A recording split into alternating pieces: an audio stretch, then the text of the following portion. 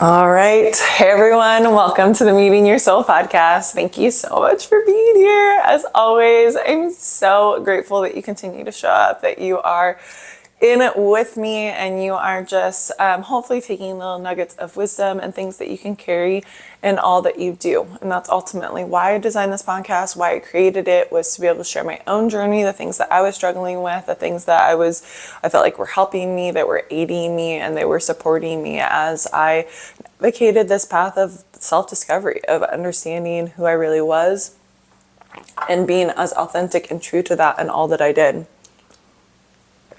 Got a little water here, no big deal.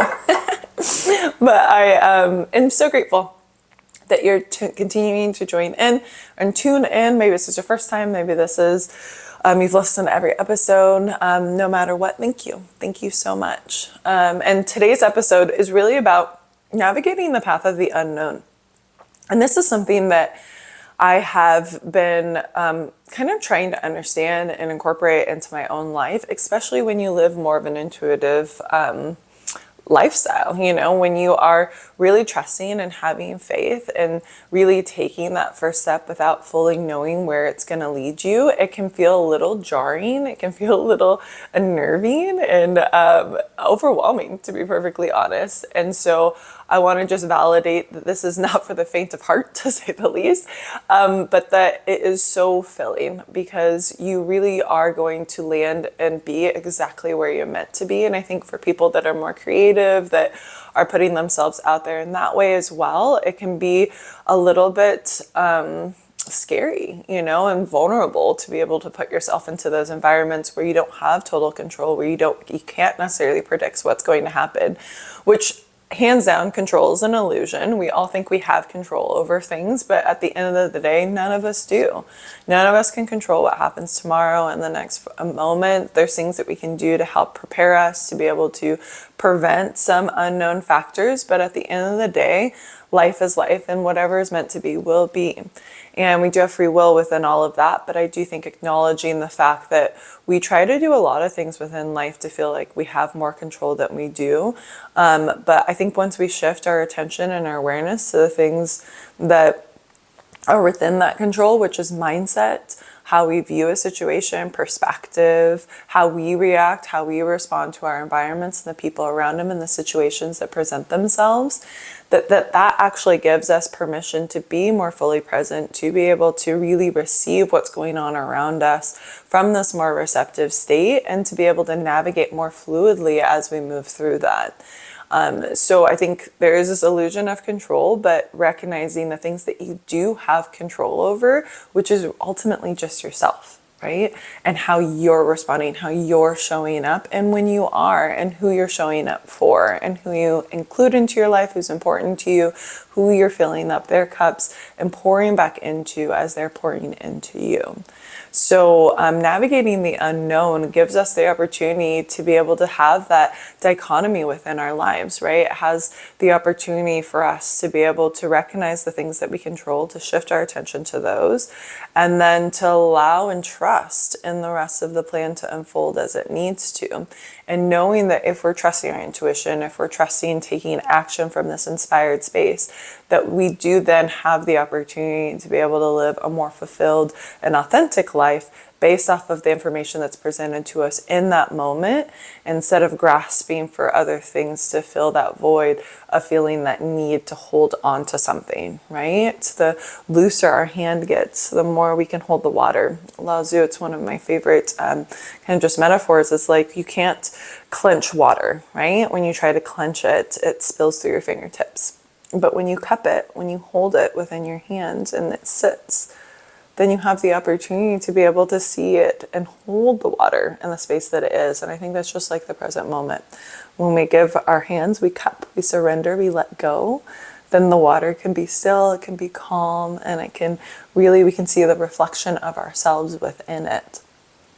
And I think that that is ultimately the true test of life, right? So much of what I'm navigating right now, as I'm creating a new business, as I am kind of still managing the other one while, navigating life and the obstacles that are presenting itself to me, that I am really trying to navigate it from this place and position myself from this place of trust and surrender. And we are also within eclipse season, and all of these things are going on, and this is all of the intention around it, right? This is a time of surrender, of letting go, trusting, knowing, believing in our truest potential, into that next version of who we're meant to be. But we haven't ultimately met that person yet. We haven't met that next version of ourselves. We haven't seen this new phase of our lives. So we can't necessarily predict exactly how it's going to all pan out and how it's going to unfold. But what we can do is focus in this moment as it is. And I talk about this a lot within presence. And I learned this from Eckhart Tolle and from Be Here Now. It was a book that absolutely transformed the way that I view my life and how I really live. Because the only thing that you have control over is this moment right here, right now. Like, truly. Like, you cannot, you can think about the past as much as you want to, but you can't change it. You can try to predict, you can hold on, you can like visualize the future, you can do everything you can to prepare for it, but ultimately you can't do anything with it until the moment presents itself. All that you do have complete control over is this moment right here, right now. And you get to choose what to do with it in that very moment. And when I recognized that that was all that I needed to pay attention to and to really be intuitive and in tune with, there was such a, like, the relief that came and the freedom that came with that was like, oh shit, like, I don't even have to, like, I can think about other things, but when the moment presents itself, like, I will take action from that space. So what am I going to do now? I'm going to sit here. I'm going to create my podcast. That's what I know I need to do. Am I kind of, in the back of my mind considering the other things that I might need to do later today? Of course. But what can I pay attention to in this moment? Be here now. I can only be here in this moment as it is. So what am I going to do with it?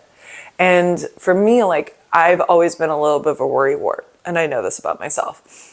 And one of my favorite Albert Einstein quotes is, worry is a misuse of your imagination. Because how many things do you worry about that never come true? How many things do you try to predict and like formulate within your mind that you like literally have, you're making it up. It's like, is that real? Like, you are trying to, like, I catastrophize often. I try not to, but I do sometimes. And so like I catastrophize. I like think of what could be, like, how can I like work every angle? Like, how do I need to prepare for all of these things?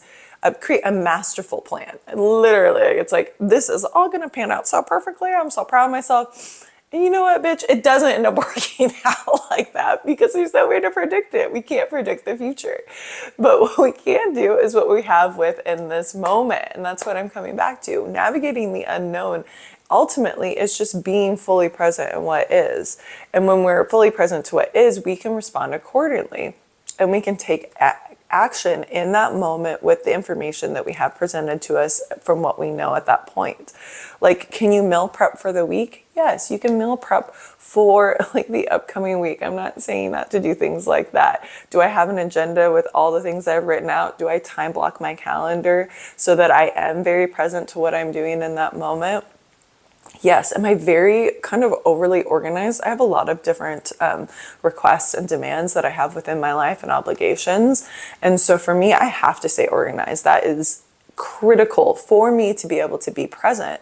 So you can create systems that support the sense of presence. We're not willy-nilly just rolling around in the world.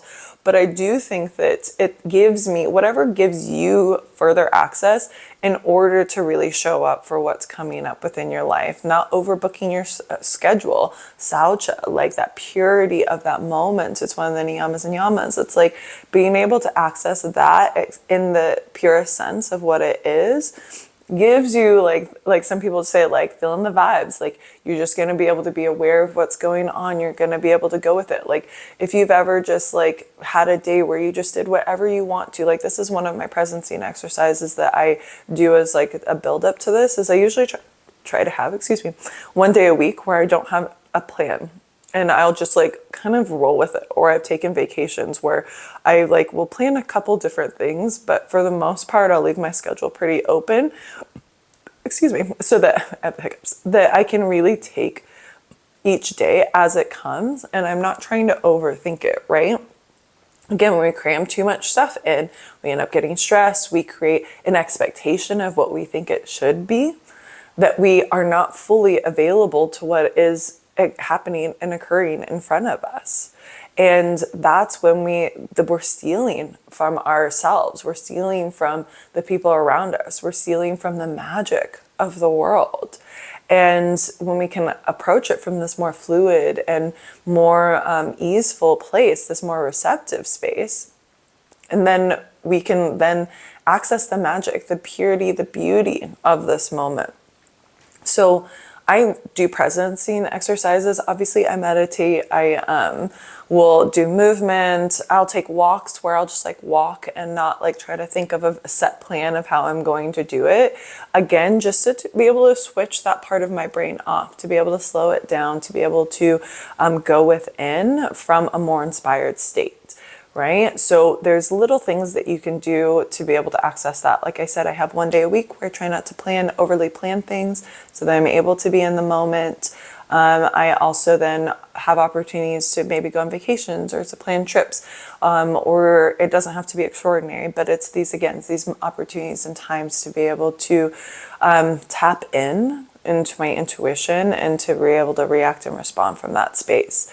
But once you start doing this in these more organized formats, like within other parts of your life, the more that this can just be your natural state. This can be how you operate in all that you do. And when you do that, when you're more present, when you're really there in the moment, the navigating the unknown becomes a little bit more comforting. There's a trust that gets built from it. It's not as much pressure.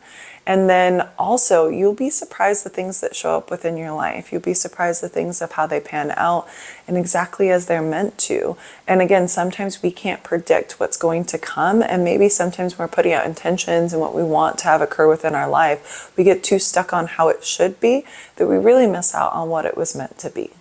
And that's why I'm encouraging you to access this, to be able to be open to this idea and to find some ways to be able to integrate it within your life. Let me know how it goes. I'm curious to hear your thoughts. This is simple. It's not, you don't have to overdo it. But to really just be able to, even for an hour of your day, be able to just be fully present, to take, the left turn instead of the right when you're driving home, take a scenic route, to take a walk, to not try to plan out every single detail of it, to be open, to be able to receive, to be able to lean into that form of divine feminine nature within you. Maybe it's even to have a conversation, to be able to truly listen to someone. You're able to just be able to be present with someone, hold space for them, to be able to really hear them out. I think that we're also coming from this place of understanding and hearing them instead of just like waiting for the moment for us to insert what we think should occur or the idea of what we think they should think we should say. Like I remember there was a transition point where I really stopped trying to formulate my response within my mind. I was just really there with someone. And those are other ways for you to be able to practice presence in anything that you do. But there's so many different opportunities to be able to access this moment. So leaning into whatever serves you, wherever you feel like is really effective for you, and practicing it and incorporating it, even just for an hour, maybe even for 10 minutes, maybe it's a meditation, great way to help clear your mind as well. Lots of opportunities. Thank you so much for being here. I hope this was useful and continue to be on the path, my love. You are doing amazing and I love you so, so much. Want to connect with me? I'm on the gram at Ferrachino, YouTube at Ferrachino, Pinterest at Ferrachino, Ferrachino, or you can visit my website, coachingwithferra.com. Peace out.